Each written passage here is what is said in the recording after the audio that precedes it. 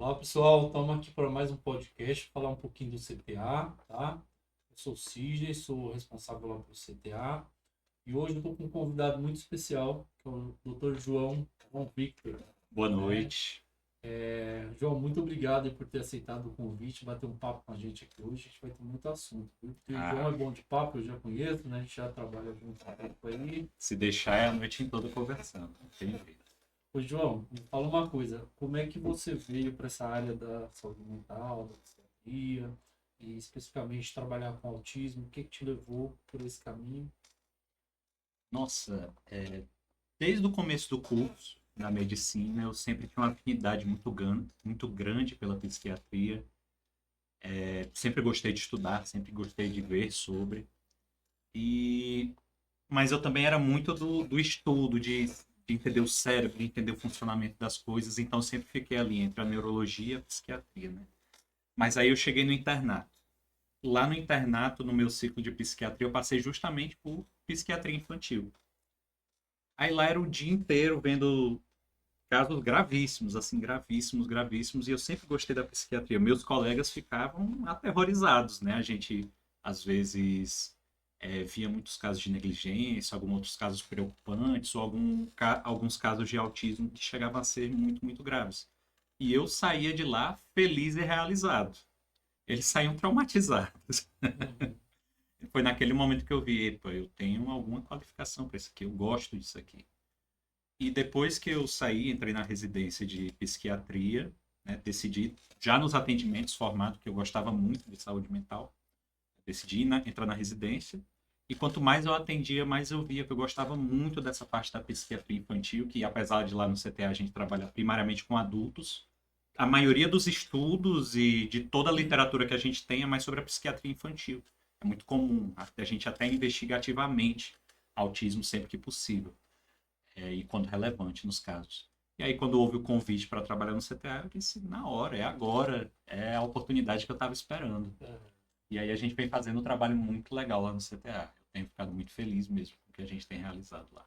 Você fala essa questão do autismo infantil, né? Que é a dificuldade de, né, até de referência bibliográfico para adulto, enfim, né? E como é que foi para você chegar no CTA? Era o público especificamente de adultos, nível 2 e 3 suporte, que esse é o nosso trabalho, né? No CTA. Como é que foi para você? Nossa, foi, foi um enorme desafio. Ainda mais quando a gente pega já a carruagem andando, quando já está tudo encaminhado assim em vias que a gente fica muito, muito confuso. Por que que essa medicação foi adicionada? Por que que essa pessoa está fazendo isso e não aquilo? Geralmente com muitas e muitas medicações e a gente fica, nossa, como que chegou a esse ponto? Então foi muito desafiador, principalmente no entender cada pessoa. A... Com crianças já é difícil e também com adultos que já têm nível 2 3 de suporte, que já tem um comprometimento já de longa data naquela desenvoltura, na comunicação, conseguir construir um relacionamento com eles e um vínculo que é muito essencial na nossa prática foi o principal desafio até.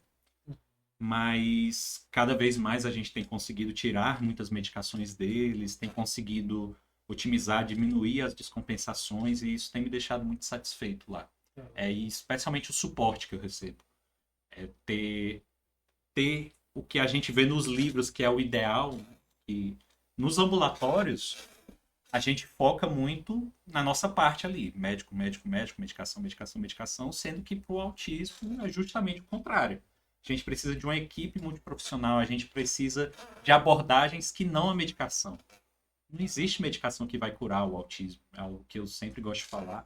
Falei naquela nossa roda de conversa, né, lá no CTA, Uhum. que se aparecer alguma coisa que você vê no Instagram, no TikTok, onde for, descobriram a cura para o autismo agora, saia longe disso. Olhe duas vezes, pesquise a fundo, porque ainda hoje não temos e a gente até questiona, né? Como a gente vai curar um jeito de ser, um jeito que o cérebro se desenvolveu, um padrão de comportamento de uma pessoa, o jeito que a pessoa é algo mais relativo, né, sobre como Uhum. curar isso. Uhum. Então, é muito desafiador, mas é muito recompensante também, especialmente quando eles veem a gente com tanto carinho, né? Os meninos recebem a gente com muito carinho lá no CPA. Sim. É muito recompensador. Eu acho que a sua vinda, né, para o CTA veio de fato de encontro com o modelo que a gente acredita, né, assim, que é da equipe interdisciplinar, né, essa questão da medicação. Eu sou bastante, né, não que seja resistente à medicação, mas sou bastante cauteloso. Acho que assim, a medicação para mim é, né, é necessária em alguns momentos, mas a gente precisa botar outras coisas antes da medicação. Então, isso é sempre que eu defendo. Olha, será que não dá para mexer mais um pouquinho? Será que não dá para tirar? Sempre na lógica de tirar com responsabilidade, obviamente, né? E aí eu acho que quando você vem com essa proposta também, a gente falou, opa, né? É agora, assim, até porque a gente pensa que muitas vezes a medicação ela vai ajudar para algumas coisas, mas vai, né, também atrapalhar para outras coisas, né? Então, assim, acho que isso é legal de ser Às vezes comentado mais também. atrapalhar do que ajudar, né? Aham.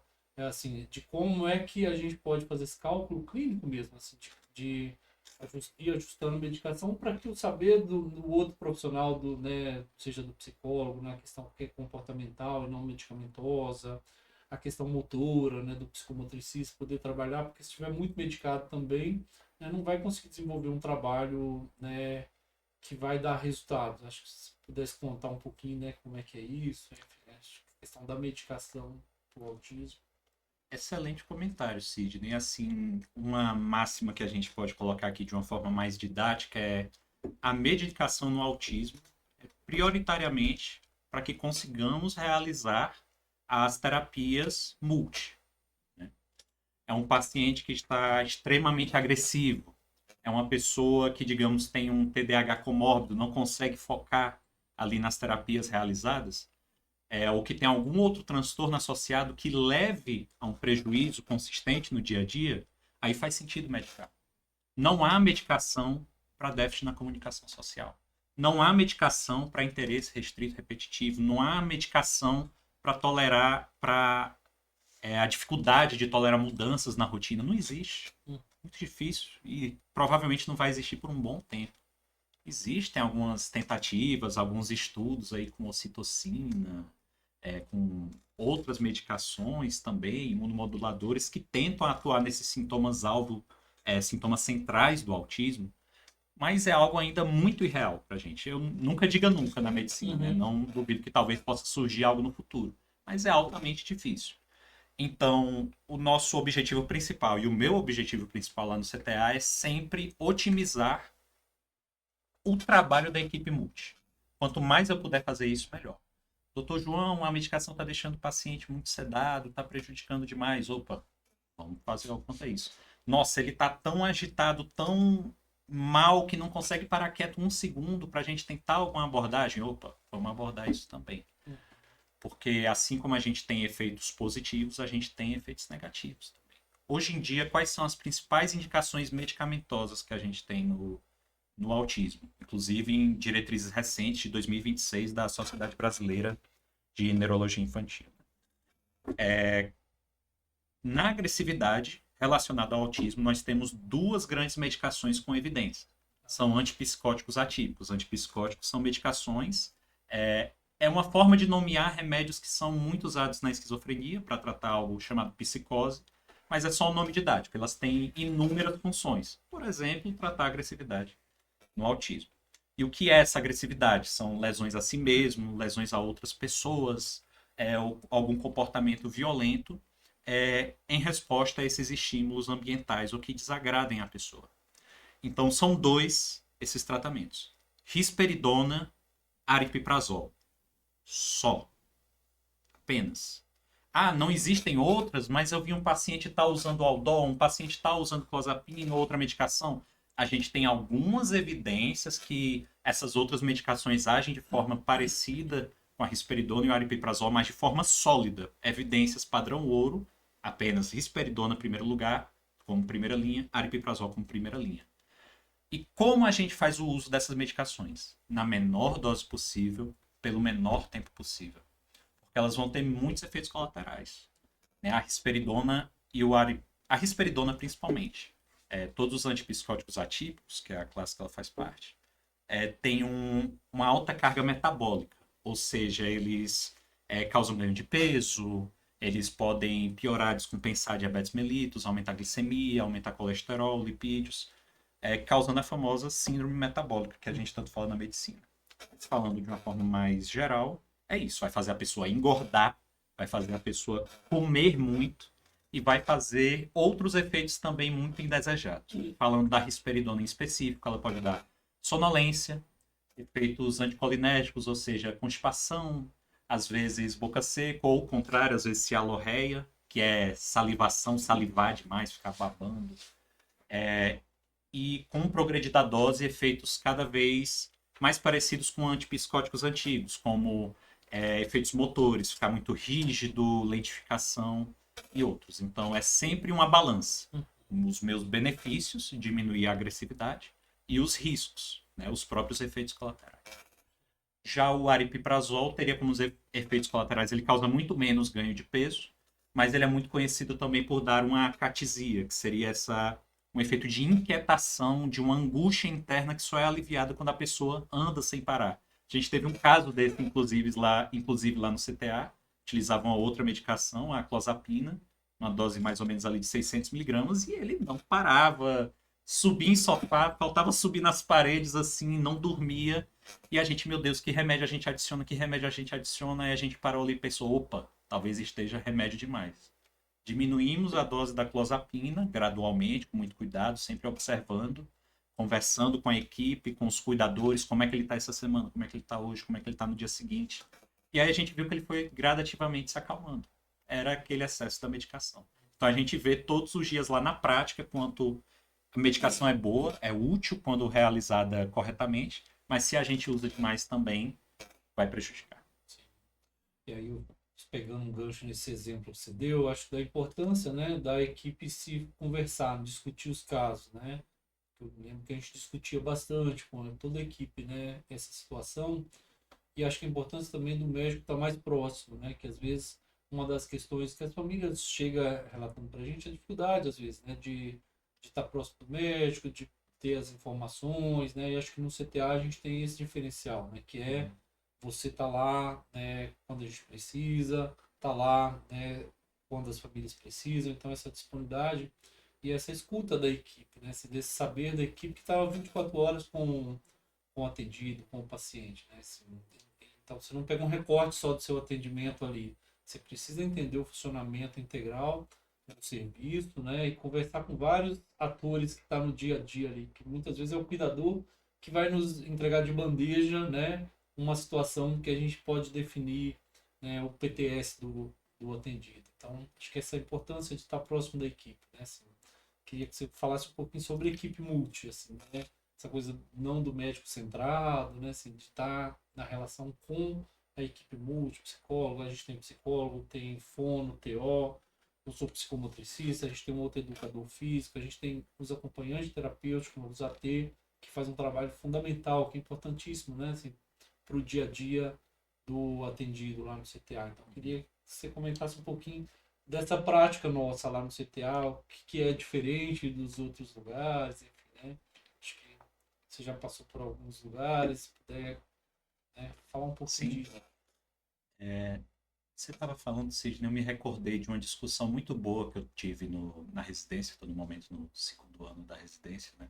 A gente tinha muitas discussões clínicas e em uma delas houve um questionamento assim: se eu não passo uma medicação para esse meu paciente, será que eu não sou mais psiquiatra? Será que eu não estou fazendo o cuidado dele? Né? Então, qual é o papel do psiquiatra? Qual é o papel do médico que atende saúde mental? Qual é o meu papel como residente? Qual é o papel do médico? Não só na saúde mental, não só na psiquiatria ou o que for, mas no geral. A gente está aqui só para prescrever medicação? Não, não. E no CTA e no CAPS também, no CTA, eu tenho visto isso cada vez mais. É muito libertador e muito recompensador você trabalhar junto da equipe multi. Porque eu saio também desse lugar de apenas ter que prescrever uma medicação. Minha visão também se torna valiosa de outras formas. Porque, querendo ou não, nosso treinamento é totalmente diferente. Seu treinamento como psicomotricista faz você ter visões ali para o movimento que eu nunca vou poder nem sonhar. A visão de alguém que é ali da enfermagem vai ser muito diferente para o cuidado diário. para o manejo clínico e para aquele cuidado próximo, né? A visão da fonoaudiologia, nossa, não tem nem palavras, né? Perdão, o trocadilho até. Mas traz minha visão também como muito importante, né? Uhum. A pergunta que eu queria responder, né? Qual é o meu papel como médico e o papel do médico na condução do autismo? Tem um paradoxo muito grande na condução do autismo e no papel do médico. Por quê? Porque a gente não efetua as terapias que a gente fala até complementares, mas que eu gostaria até de chamar de centrais, né? A gente não efetua essas terapias centrais, mas quem é que prescreve as terapias centrais pelos planos? A gente. Então não faz o mínimo sentido a gente trabalhar fora dessa lógica do equipe multi. Porque eu tenho que saber, eu tenho que acompanhar ali o trabalho e saber quantas sessões o Anderson precisa para lidar com tal comportamento, quantas sessões a Paula precisa para lidar com aquela questão do PEX ou com aquela questão da alimentação, assim diante. Quantas sessões cada pessoa precisa? Eu preciso ver como eles trabalham, eu preciso ter uma previsão de como eles vão funcionar ali.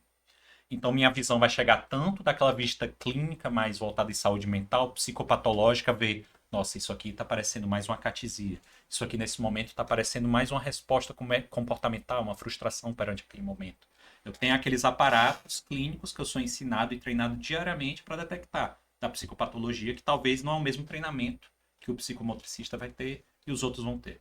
E, ao mesmo tempo, a equipe me traz coisas que eu nunca vou nem sonhar, como eu mencionei anteriormente. Então, quando a gente agrega tudo isso em conjunto, principalmente nas reuniões ou quando eu troco uma ideia ali com a equipe, a gente consegue ver lacunas que a gente nunca veria no ambulatório, que a gente nunca veria num serviço mais uniprofissional, assim, apenas centrado no médico. Então, meu papel lá é não só ver as medicações, mas também analisar os pacientes e ver o que eles precisam de cada área. E conhecendo o serviço de vocês, como ele vai melhor se beneficiar dos atos de cada um. E para mim isso é o mais essencial. Legal, eu acho que pra gente você tem um privilégio, né? A gente ter essa possibilidade dessas trocas, né? Assim, desde, né, toda a equipe multi, contigo também. E acho que você traz um saber e uma disponibilidade de ensinar pra gente. Acho que isso faz toda a diferença, né? Assim, do porquê das coisas, do porquê que você está pensando tal medicação, quais os efeitos, o que ela pode ajudar, o que ela pode prejudicar. Então, eu acho que é isso, né? Assim, essa troca é fundamental, né? Porque não adianta eu achar, não, eu sou contra a medicação, por exemplo, mas eu não dou conta de fazer minha terapia psicomotora porque eu, né? O paciente está muito e precisa. Então, acho que essa troca é fundamental e essa é uma das premissas do CTA, assim, né? A gente não consegue trabalhar sozinho. Então, a gente tem as reuniões de discussão de caso uma vez por mês para pensar os projetos de cada um, né? Então, essa é a nosso jeito de fazer, né? Porque é nisso que a gente acredita. E a gente nunca pensou em fazer diferente. Assim. Toda vez que a gente traz alguém para a equipe, tem que ter esse olhar, né? Esse olhar da multi, né? O saber do outro também, ser permeável para o saber do outro também. Não adianta só achar que só eu sei, né? Assim, se eu não dou espaço para o outro me apresentar o saber dele também, quando a gente faz isso, a gente vai complementando e eu acho que o sucesso dos casos que a gente está tendo no CTA, assim, né, é por conta disso, assim, dessa disponibilidade interna nossa de poder ensinar, de poder explicar, falar o porquê das coisas. Isso tem sido muito bacana. Então, acho que a gente está no caminho certo. Assim. E aí, João, pegando, né, nessa linha aí, muitas pessoas falam, mas já é adulto, já, né, não tem mais jeito. A gente escuta muito isso, assim, né? E aí, quando chega para a gente no CTA, geralmente passou por várias instituições. E aí chega lá pra gente, muito com esse discurso, né, acho que não tem mais jeito, a gente só queria um lugar para ele morar, para ele ficar. E a gente falou, então aqui não é esse lugar, né? Assim, se ele vier para cá, ele vai ser para ser trabalhado, né? Assim, a gente vai, né? Queria discutir um pouco sobre a questão, principalmente do autismo adulto, né? Que tem essa fantasia de que, não tem mais jeito. Ele faz terapia geralmente até os 12, 14 anos, inclusive é isso. Parece que depois o autista, né? Onde ele está, né? E quais os serviços que hoje trabalham com autismo são poucos, né? Autismo adulto. Então, e aí? O autismo adulto. É um tema complexo. É um tema complexo.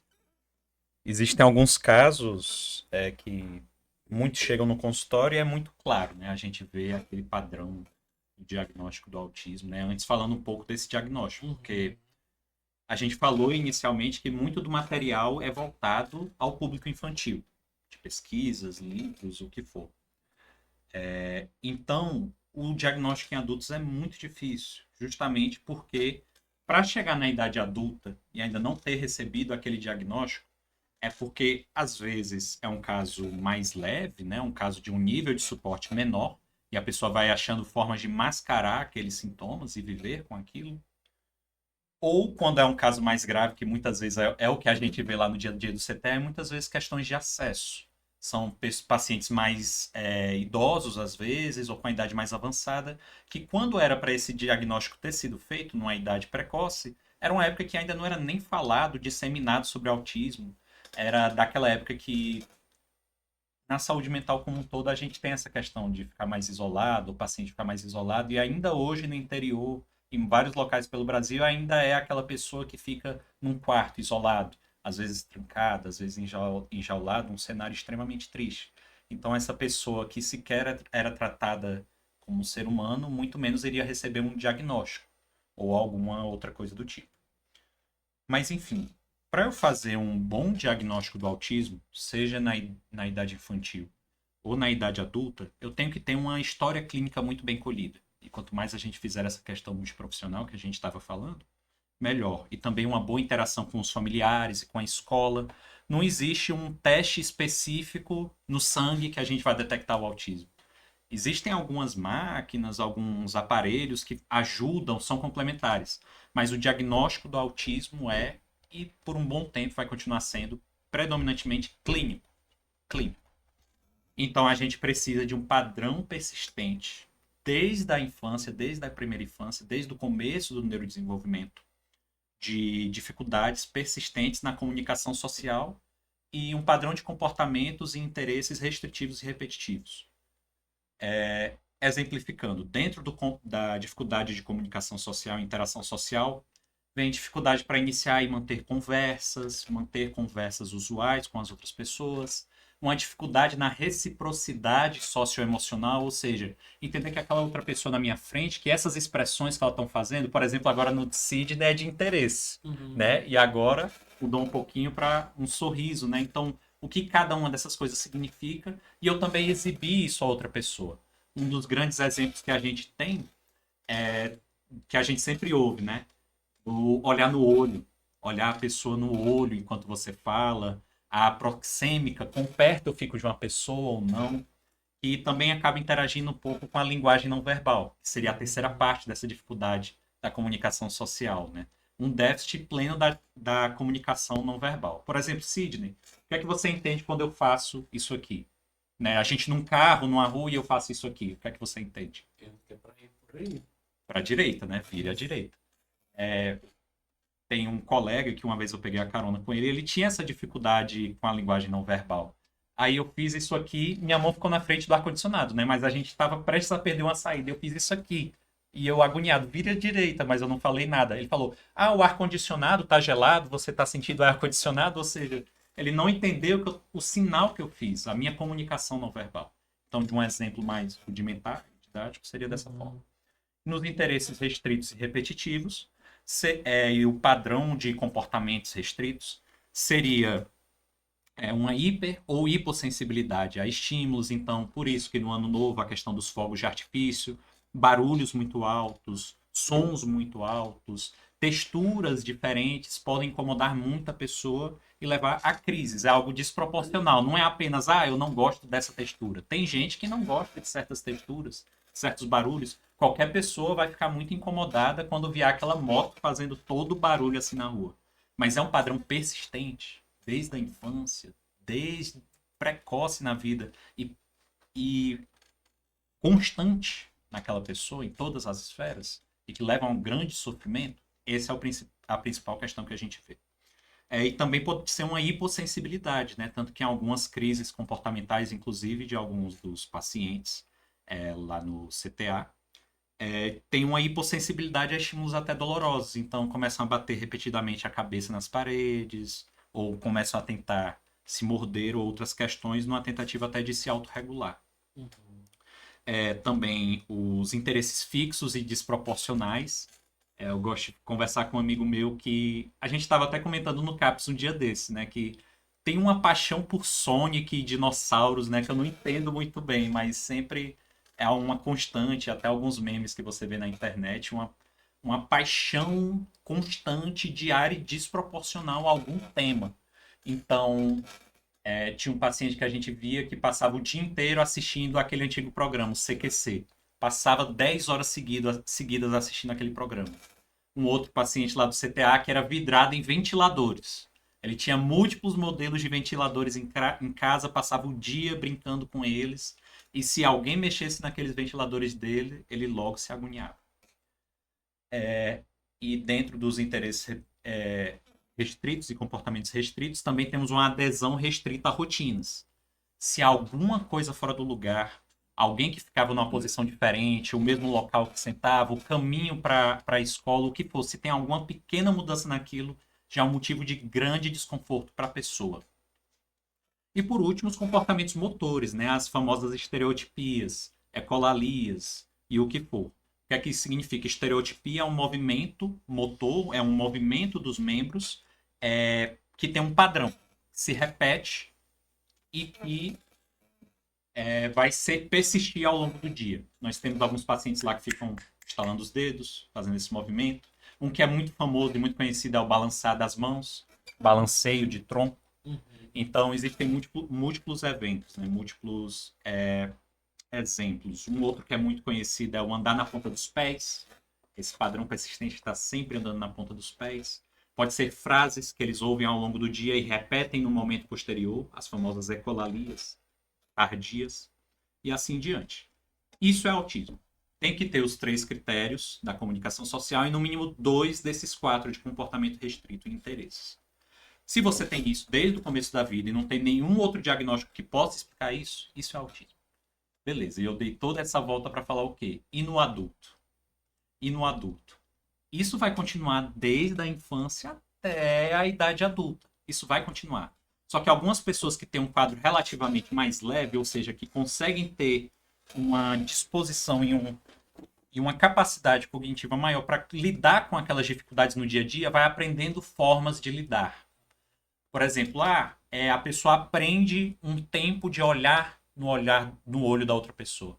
Aprende a como reagir perante determinadas situações. Mas o desconforto sempre vai estar lá. Então, quem é o paciente autista que chega para a gente no consultório, às vezes, sem o diagnóstico adulto? Inclusive, atendi um caso muito recentemente. É um paciente que diz que tem muita angústia em situações sociais, fica muito ansioso e com dificuldade para se comportar naquelas situações sociais. Quando você conversa com essa pessoa, você vê que a forma dela falar é diferente. É uma pessoa que diz que sempre se sentiu como alguém diferente desde pequeno, mas que nunca entendeu muito bem aquilo e nunca recebeu um diagnóstico devido. Mas a gente já vê de longe que é uma pessoa que fala de uma forma diferenciada, porque também é algo social, né? A gente se comunicar, falar, é algo da linguagem. Então, a forma como eu até estou modulando aqui minha fala é algo que leva a um raciocínio social. Então, é uma pessoa que fala com essa voz mais monótona, com a dificuldade de se expressar, às vezes com um olhar mais fugaz, assim, e que a gente vai chegando até esse diagnóstico. Porque é difícil, né? Porque a pessoa passa a vida inteira tentando mascarar aqueles sintomas. Então, apenas depois de uma longa conversa com os pais, uma longa conversa com os familiares e em outras esferas da vida daquela pessoa, a gente consegue chegar a esse diagnóstico. E por que a gente fala tanto de, nossa, será que vai dar certo o tratamento desses meninos, desses autistas adultos? Porque o tratamento do autismo, como a gente falou anteriormente, são medidas principalmente comportamentais. É aprender. Aprender como se comportar. Aprender a como lidar com aquele seu padrão de funcionamento diferente. E quanto mais jovem nós somos, mais rápido a gente aprende. Né? Uma criança hoje em dia que você bota aí numa escola internacional da vida, com 4 anos, 5 anos, está falando inglês mais fluente do que eu. Porque eles aprendem muito rápido. Muito, muito rápido. Tudo devido também ao nosso padrão de desenvolvimento. Nós temos no nosso cérebro um período de desenvolvimento crítico para cada habilidade. Como é falado na psiquiatria infantil, tem certas habilidades que a gente tem um período sensível àquele acontecimento e a gente tem um aprendizado que é o período crítico, Se passou daquela época sem aprender, você não aprende mais. Ou então vai ter uma extrema dificuldade de aprender. Então tem algumas coisas, por exemplo, a fala, alguns comportamentos, alguns atos, alguns funcionamentos que tem uma idade ótima para você aprender aquilo. Mas nada significa que você não possa aprender depois. Afinal, um dia desses eu aprendi a jogar futebol lá no CAPS. A gente tem um grupo lá do CTA, então estamos constantemente aprendendo. Só que é extremamente mais fácil fazer isso quando criança. Então é uma falácia, é algo absurdo, é algo indignante você pegar alguém que estava num acompanhamento muito correto ali durante a infância, durante a adolescência, fazendo todas as terapias, aí chega na idade adulta, que é justamente quando você tem que fazer o primo, né? Solidificar tudo que você fez até aquela época. Não. Abandonam o tratamento. Não por causa da intenção do paciente. Os pacientes querem continuar, eles querem continuar aprendendo. A família quer que eles continuem no sistema. Mas porque a própria rede, o próprio entendimento acadêmico que é durante a infância. Se não aprendeu depois da infância, acabou. Onde é que existe isso? Onde é que a gente vê isso? Não faz sentido. Todos nós temos a capacidade de aprender continuamente, inclusive eles. Então, por isso que lá no CTA a gente diz, adulto tem jeito sim. Adulto tem tratamento sim. Só que dá mais trabalho. Dá bastante trabalho. Porque a criança aprende mais rápido. Mas o adulto vai ter muito mais dificuldade. Mas quanto mais a gente insiste, mais a gente está naquele acompanhamento diário, eles conseguem aprender. Então, muitos casos que chegaram lá no CTA, inclusive sem conseguir banhar, tomar um banho, conseguir se esfregar direito no chuveiro, passar um shampoo, se vestir corretamente, ficavam lá esperando ser feito por eles. Porque é muito mais cômodo eu fazer pela pessoa do que ensinar. Então eles chegam lá, passam toda a vida, às vezes até aprendem, mas com o tempo vão perdendo aquelas habilidades. Então, ver o trabalho que a gente vê no CTA, dessas pessoas finalmente conseguindo fazer essas coisas sozinhas, antes não saíam, agora saem, dão uma volta lá no Taquaral, compram um pastelzinho, andam com vocês, nadam na piscina, é algo muito lindo da gente ver. E eles adquirindo autonomia, que é nosso objetivo final. Você vai ficar treinando a pessoa pelo resto da vida? Nada disso. A gente vai fazer um acompanhamento, mas o nosso objetivo final, digamos assim, é que aquela pessoa fique autônoma. A gente não vai curar o autismo também com as medidas terapêuticas, com as outras medidas. A gente só vai facilitar a vida daquela pessoa. Porque o autismo traz prejuízo no dia a dia. Então esse é o nosso objetivo final, né? Então tem jeito sim para adulto. Só dá trabalho, mas tem jeito. Que bom, né? Que bom que tem jeito, que bom que o CTA está disposto a isso, né? A ter trabalho. Eu falo, né, que a gente está disponível para o trabalho, né? Assim, para desenvolver esses autistas adultos que de fato precisam. E a gente tem resultados lá bem significantes, assim, né? Que a gente vê a evolução, né, diária, enfim, né? Mas aí, o que você falou, dá muito trabalho. E às vezes as clínicas, os outros espaços querem, né, agilidade, quer respostas rápidas, e não, é um processo, né? Por isso que acho que é isso. Assim. Então, a gente faz um trabalho complementar aos outros serviços. Assim. Então, que as famílias também não desistam disso. Né? Assim, entender que existem lugares ainda que estão interessados em trabalhar com esse público, né? Essa clínica do autismo adulto. Né? E que possa nos procurar. Né? A gente está à disposição para desenvolvê-los mesmo. Assim, eu falo que é um privilégio, acho, para as famílias que chegam, né? Assim, gostaria que mais famílias tivessem acesso, mas infelizmente a gente sabe, né, João, que é caro um tratamento desse, né? Eu acho que a gente poderia falar um pouco disso também, de acesso, né? Assim, É um cenário cada dia mais preocupante. Inclusive, bom você trazer esse cenário, né, Sidney? Porque houveram algumas medidas recentes que me deixaram um pouco animado, né? Dentro do Mais Médicos, uma tentativa de levar mais especialistas para o interior. É algo positivo. Porque a gente aqui está num grande centro, né? Sem viés político nem nada. É uma medida que a gente precisa. A gente precisa de mais médicos no interior. Isso é evidente. Quanto mais em centros litorâneos ou nas grandes capitais a gente está, mais médicos a gente tem. E se o tratamento já é difícil aqui em Campinas, uma cidade de mais de 1 milhão de habitantes, uma das maiores cidades de São Paulo, se já é difícil esse tratamento aqui, eu sou do Piauí, né? Eu sou de Teresina. Então imagina numa cidade a 600 quilômetros de distância da capital do estado do Piauí. Como é que não está o problema? Vindo de lá, inclusive, eu digo que tá horrível, tá péssimo. Já na capital, é quase impossível você fazer um tratamento de qualidade. Então, no interior, essas pessoas ficam ainda mais ao léu. É muito triste. Quanto mais ao interior você vai, menos especialistas você tem, menos profissionais da equipe multi você tem, e aquela pessoa fica restrita a medidas que só vão empurrando ela para frente. Uhum. Vira, como você disse, né? Só um lugar para morar, só um lugar para manter aquela pessoa sem autonomia.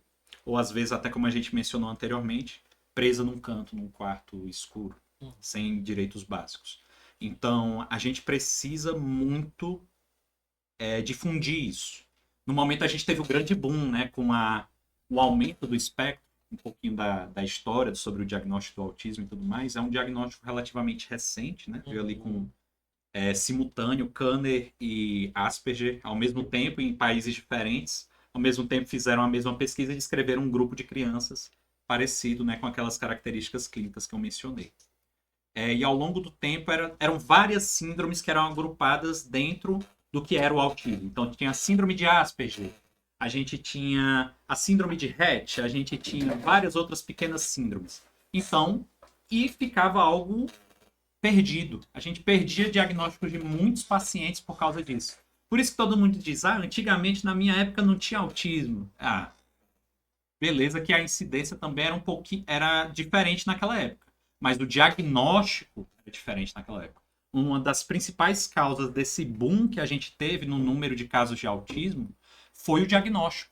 Era muito subdiagnosticado. E ainda é, principalmente por causa dessas questões da falta de especialistas no interior de todas as nações. Né? Então ainda é subdiagnosticado. Mas o que é que foi feito inicialmente ali, perto ali de 2010, nos anos 2000? Agrupou tudo isso sobre um grande espectro. É síndrome de Rett, Asperger, outra coisa? Não, é autismo, transtorno do espectro autista. Aí a gente teve um grande boom nos diagnósticos e no tratamento, no direcionamento ao tratamento dessas pessoas. Aí agora a gente chegou numa etapa em que a gente tem muitos locais para tratar, comparado antigamente, beleza, mas que não está difundido. E o que é que está se difundindo? A banalização do autismo. A gente está banalizando cada vez mais esse diagnóstico. Às vezes, avaliações únicas, sem uma equipe ali para acompanhar aquela pessoa, com um único familiar e já fecha aquele diagnóstico. Ou às vezes, os autodiagnósticos perante o chat GPT, os autodiagnósticos via algoritmo do TikTok. Isso está cada vez mais grave. E é um retrocesso. Tanto que atualmente, em novas classificações, CID-11, a gente está tentando. A gente mantém uma certa noção do espectro, mas a gente está dividindo mais em formas que são úteis para o tratamento e para a condução dessa pessoa. Porque dentro desse mundo do transtorno do espectro autista, a gente tem grandes grupos. Né? Tem um grupo que tem uma cognição, uma capacidade intelectual mais preservada, e tem um grupo de pior prognóstico também que tem um comprometimento na capacidade intelectual. São dois mundos completamente diferentes.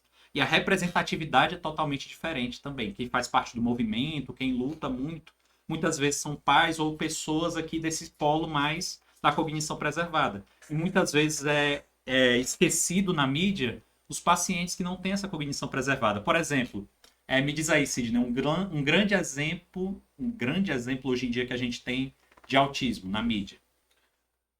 Temos na mídia. Que inclusive dizem que parece comigo, assim. Quem que é que parece você? O Good Doctor. É. Nossa, parece mesmo? Então é sempre aquele autista muito inteligente, Sim. sempre que tem domínio, que tem aquelas altas habilidades e vai resolver problemas e ser um enorme cirurgião. E excelente, que bom que a gente está com essa visibilidade. Mas a gente também tem que dar visibilidade para os outros quadros. Né? E a visibilidade também entra na questão do acesso. Essas pessoas que têm um prognóstico pior, geralmente também têm mais dificuldades, às vezes socioeconômicas, e mais dificuldade de acessar. Então está tudo englobado no acesso. A gente tem que dar voz para essas pessoas. Sim. A gente tem que dar um ambiente de tratamento, a gente tem que dar um acompanhamento e lugar na sociedade.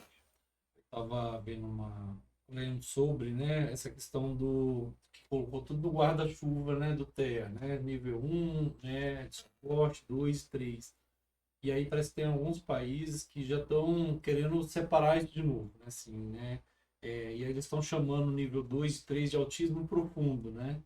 E então você tá nessa discussão, não tem nada, acho que muito certo ainda, mas já estão nesse movimento de do que eles acharam que assim, tem essa discrepância muito grande, né? Assim, do nível um para o nível 3 de suporte, né? Assim, Muito grande. e aí, como é que a gente, né, acho que tem uma questão também que romantiza uma parte, né, o autista, né, que é influencer, que é não sei o quê, mas a gente tem os autistas, né, que estão enclausurados em casa, que não podem sair, é justamente nessa desproporção que a gente está falando aqui, né, João? E aí eu fico pensando, assim, né, de como é que a gente, no CTA, pode contribuir com essas pessoas, né, assim, de de acesso, de informação, né? Como é que a gente tem, acho que a última discussão, nossa última reunião foi de fato conversar um pouquinho sobre atendimentos. Então, como é que a gente tem muitas pessoas que têm nos procurado para saber se a gente faz diagnóstico, né? Como é que a gente e a gente estava justamente conversando de como é que a gente pode fazer né, um processo de acolhimento dessas pessoas que passe por toda a equipe multi, né? Assim, que todos possam ter um olhar e aí depois também ter o olhar do médico para poder embasar e talvez fechar um diagnóstico ou não, né? Muitos casos também que a gente vê de crianças, que é isso, a escola às vezes demanda muito, precisa de um laudo, né? E muitas vezes não é um autista, né? Só falta estímulo, né? Hoje as famílias estão cada vez mais sobrecarregadas, os pais não conseguem mais brincar. E, e acho que depois da pandemia isso ficou muito é, perceptivo, assim. As crianças não brincam mais nos parques, né? A questão das telas.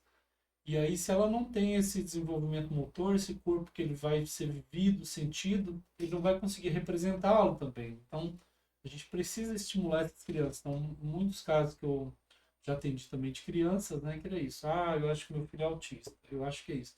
E aí, quando a gente fazia o estímulo, né, na minha área da psicomotricidade, não, ele só, né, precisava de estímulos, assim. E a gente tem pensado no CTA como que a gente pode ajudar essas pessoas a entender um pouco mais sobre. Você fala, né, da dificuldade do interior do Brasil, assim, né? A gente tem pensado nessas pessoas também. Como é que o CTA pode ajudar com isso? A gente tem pensado na questão dos atendimentos. Acho que poderíamos falar também disso também, né? Qual que é a sua disponibilidade para atender? Acho que o João é alguém que é isso. Um bate-papo já foi quase uma hora aqui de bate-papo e a gente sabe que tem muito conteúdo ainda para ser Tem muito mais falado, coisa né? para falar. Nossa. E nas suas consultas que eu acompanho, né, sempre que possível, é muito isso, assim, é muito didático, né? Assim, diferenciado nesse sentido de que você aprofunda no assunto e é uma linguagem acessível também para as famílias. Não adianta você ficar num discurso médico onde a família que está ali na ponta não vai absorver nada, né? Assim, acho que isso faz a diferença também. Então, acho que a gente podia falar um pouquinho do CTA, como é que a gente pode os atendimentos, as pessoas poderem nos acessar, qual que é a sua disponibilidade, atendimento presencial, online. Esse é o momento da gente poder minimamente ajudar quem, né, às vezes está distante ou quem está próximo mesmo aqui a Campinas, quiser conhecer o CTA, quiser conhecer o seu trabalho mais de perto, assim, né? Então, acho que a gente podia conversar um pouquinho disso. Certo. Antes, pelo que você falou, Sidney, da questão desse acesso, né, e como a gente pode fazer, e como o CTA pode ajudar nisso. Essa ideia que a gente vem tendo é mais de uma supervisão, e também de atendimentos à distância. Mas a prática clínica não mente. Quando a gente tem uma supervisão ali do atendimento, quando a gente tem uma orientação por alguém, os erros são menores, né? Tanto que a residência que eu faço parte, né, a prática clínica de suprassumo ali da habilidade, do desenvolvimento, é quando tem uma orientação, quando a gente orienta alguém. Tanto que eu também sou investido em outro projeto, né, a Contraponto Psiquiatria, recomendo também que acessem, que a gente preza por isso, uma supervisão dos atendimentos, uma visão especializada daquilo que você está passando e das dificuldades que você tem enfrentado, é totalmente diferente. É totalmente diferente. Sidney sabe também, né? Quando a gente está num atendimento sozinho, sem ter a quem recorrer, é um desespero. Tem situações que a gente fica de pernas para o ar. Então, a supervisão sempre que possível é excelente. E a gente tem pensado no CTA de fazer isso, né? Digamos que alguém no interior do Brasil que está precisando de uma orientação, seja na fonoaudiologia, seja na psicologia comportamental, na TO, na medicina, o que for, sobre um determinado caso. A gente faria essa supervisão, né, Boa. virtual, online, para esses casos, para dar justamente esse auxílio, esse apoio para essa pessoa, com o que a gente tem de mais pleno e fixo aí na evidência científica. Aham. E também, como a gente tem feito os atendimentos no CTA, a gente tem expandido, né, Aham. o funcionamento recentemente para conseguir abarcar ainda mais essa demanda. Tá. João, só para entender então, isso que você fala da supervisão, isso é voltado para os profissionais, né? Então, assim, Isso. profissional que está lá, eu adoraria ter na minha, né? Eu tô com 23 anos já na saúde mental, né? De ter essa possibilidade de, tô com um caso na mão, muitas vezes estou meio perdido como conduzir esse caso, né? Ter alguém que tem muitas experiências nessa área para me supervisionar, isso é essencial, assim, acho que é um presente que a gente, né, tá pensando aí para que a gente possa oferecer isso para o trabalhador que está lá na ponta, porque às vezes está solitário mesmo, né? A rede está frágil, a rede de apoio, a família está difícil, então como é que a gente pode ajudá-lo, né? Pegar na mão mesmo, falar, estamos juntos e vamos pensar junto esse caso. Então, acho que é muito legal isso que a gente tem pensado para o CTA e aí para todas as áreas, né? Desde a medicina, terapia ocupacional, fono, né, psicomotricidade, enfim, todas as áreas do CTA, com a experiência que a gente já tem, dos casos que a gente já tem, a gente poder compartilhar mesmo. Então, assim, se você é um profissional da saúde, né, trabalha com autismo, principalmente o autismo adulto, tem dúvida, o seu atendido, né, seu paciente está crescendo, né, e vem a puberdade, essa coisa toda, a gente já sabe, né, como é que é desafiador. Né? Então, conte com a gente, pode nos acionar que a gente vai estar à disposição para fazer essa discussão. Às vezes a gente vai fazer discussão múltipla mesmo com toda a equipe. E aí. É muito enriquecedor esses momentos. É Uhum. muito enriquecedor. A gente teve uma discussão recente, né, e dá uma outra visão para o caso. Sim, É sim. muito bom, muito bom. E para as famílias, João, como é que a gente pode ajudar essas famílias que estão ou longe ou perto, né? Quem está mais perto é mais fácil chegar, né? Mas às vezes tem situações que está mais longe, né? Assim, como é que você tem pensado? Tem atendimento online? Sim, sim, temos atendimento online, tanto a questão do próprio CTA, né, Uhum. para caso queira vir presencialmente conhecer o trabalho que a gente faz lá no CTA, é excelente aqui na região de Campinas. Mas eu também tenho feito esses atendimentos online, né, em saúde mental. No meu Instagram lá tem todos os contatos, dizem tudo direitinho, @Dr. João Victor CF. Tem uma boa disponibilidade na agenda e eu gosto muito disso que você falou anteriormente, né, Cid? Para mim, a informação só é verdadeiramente valiosa se ela puder ser repassada. Um dos grandes preceitos da minha vida. Eu penso até talvez no futuro de seguir por essa via, mas eu sempre faço questão de que os familiares entendam sempre o que é que a gente está lidando. Uhum. Porque uma das principais medidas também no tratamento é a família. A família que vai estar lá no dia a dia. A gente está num ambiente diferenciado, né, com os cuidadores. Sim. Mas quem está lá na linha de frente também é a família. E quanto mais a gente treina essa família, quanto mais a gente empodera essa família, só tem benefícios para todos. Menos carga de estresse, mais benefícios, melhor adesão aos comportamentos adaptativos. Uhum. Então, nós temos mais informações sobre isso também, né? No site do CTA, a gente também tem algumas informações sobre o trabalho que a gente faz. Sim. E a gente tem esse trabalho de educação continuada, né? O Sidney também é uma pessoa que está junto nessa luta aí para mim pela educação, pelo repasse do conhecimento. A gente tem rodas de conversa bimestrais lá no CTA e a gente sempre está tentando colocar alguns conteúdos educativos na página para trazer voz a essa população que tem tanta dificuldade. Para mostrar que autismo não é uma doença. Doença tem começo, meio e fim. A gente sabe a causa, a gente tem um tratamento específico, e a gente tem um prognóstico bem estabelecido e outras coisas bem estabelecidas. Autismo a gente chama até de transtorno, é o transtorno do espectro autista. Porque ninguém sabe a causa. Ninguém sabe o que causa. A gente tem alguns fatores de risco, algumas coisas que aumentam a probabilidade de você ter autismo, mas até hoje ninguém sabe o que causa. Então é muito injusto com essas pessoas eu dar o rótulo de doença de algo que eu nem sei o que causa. Uhum. É muito injusto eu dar o rótulo de doença a uma forma de ser, a uma forma de enxergar o mundo. Então, essa é a nossa filosofia. É educar, que não é tratar como um doente mental, aí entre fortes aspas. Não é tratar como uma pessoa incapaz. É uma pessoa como nós que se desenvolveu um pouco diferente. Que o cérebro passou por um processo de desenvolvimento diferente e vê um pouco diferente o mundo. Uma pergunta que a gente fez na nossa roda de conversa, né, inclusive com os pais presentes, a gente olha para eles e pergunta: vocês iriam querer tirar o autismo do filho de vocês? Tipo, queriam que ele mudasse quem ele é? A resposta sempre é não. A resposta sempre é não. Uhum. Então, nosso foco no tratamento não é tirar a doença. É sempre guiar a família para aceitar aquela pessoa como ela é. Uhum. Para evitar piores danos, para evitar piores desfechos, como a gente vê em tantos casos tristes por aí. E o caminho para isso é informação. Informação, informação, informação. Educação, educação, educação.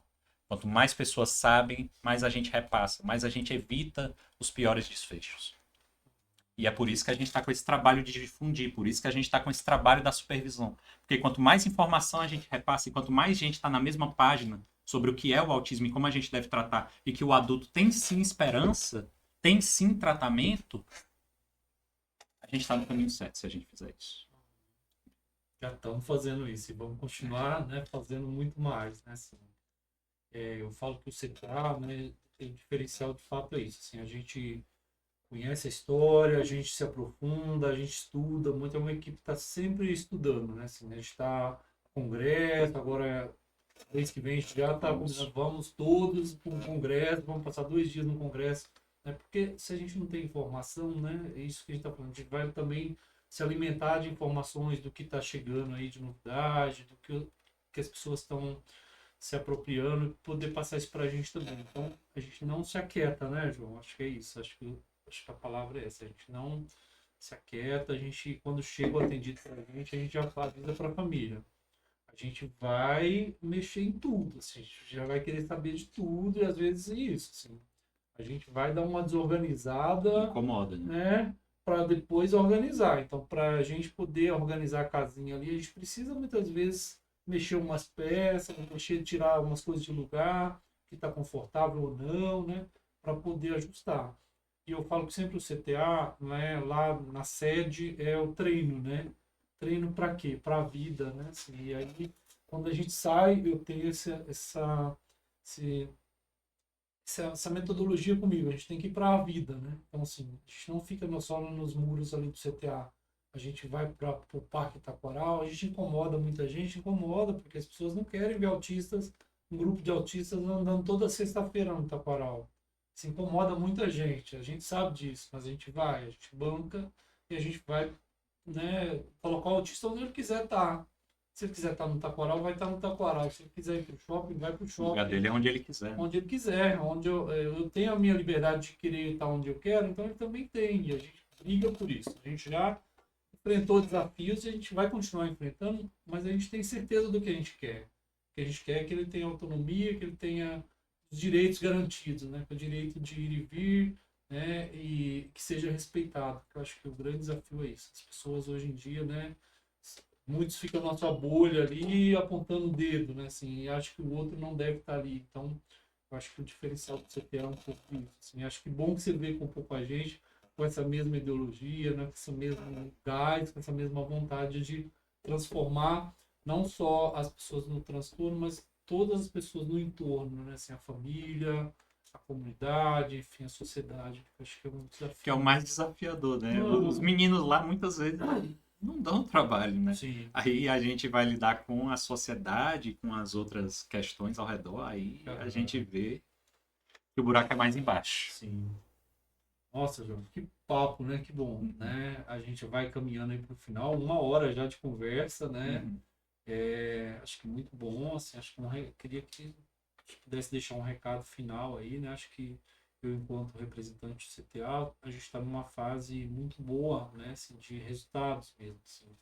E aí muitas pessoas ligam lá para saber, né, sobre vagas, como é que a gente está. A gente vai com muita cautela, tá? Então até, né, a gente pede desculpas muitas vezes que a gente não consegue atender porque a gente não é um espaço onde a gente vai colocando muita gente, assim, porque senão a gente perde a mão, né? Então trabalho bem mais artesanal, então a gente ajusta, então geralmente a gente leva uns 6 meses para poder absorver um novo atendido, né? Então a gente precisa ajustar quem está lá, chega um mais, né, que a gente precisa olhar com mais calma, então aos poucos a gente vai indo. Assim. Não, a gente não tem a expectativa também de ter um espaço onde vai atender muita gente, né?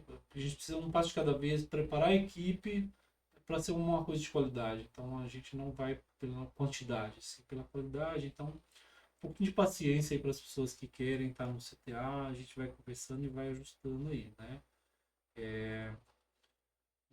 Se você falasse também um pouquinho, né?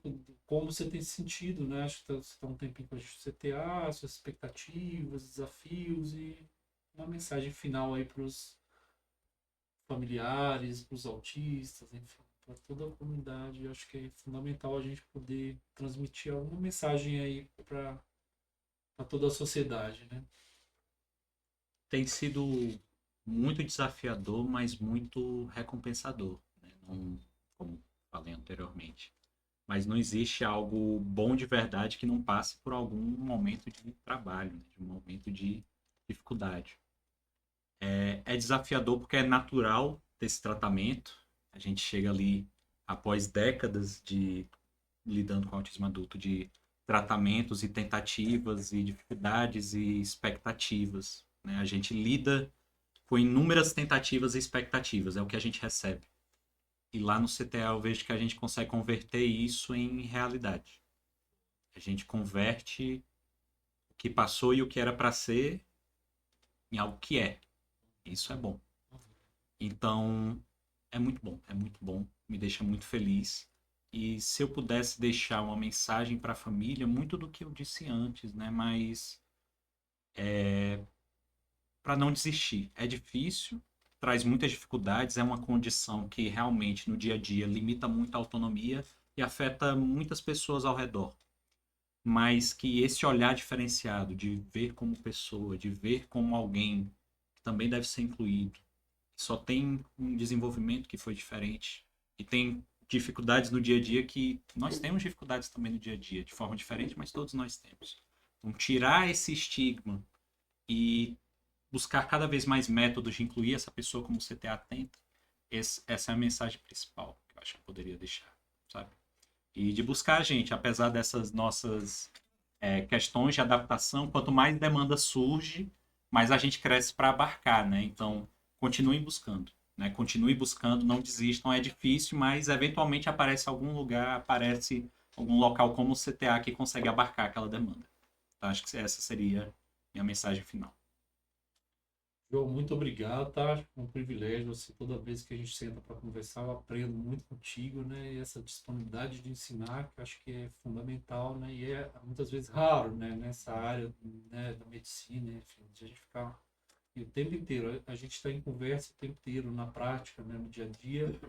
Então, queria te agradecer muito mesmo pela parceria aí de sempre. Estamos juntos aí, vamos desenvolver aí o melhor para essa população, né? Pra... Fechado. Obrigado. Valeu, sim.